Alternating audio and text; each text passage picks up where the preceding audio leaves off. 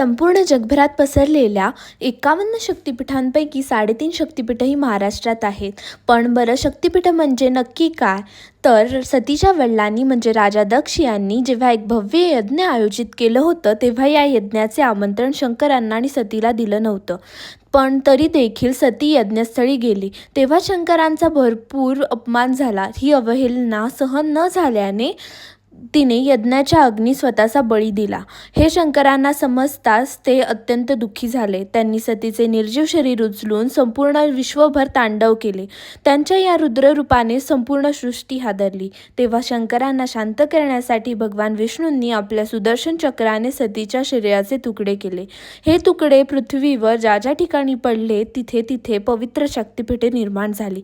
कोल्हापूरची महालक्ष्मी, तुळजापूरची भवानी आणि मेहाऊरची रेणुका ही 3 पूर्ण, तर वणीची सप्तशृंगी हे अर्धे शक्तिपीठ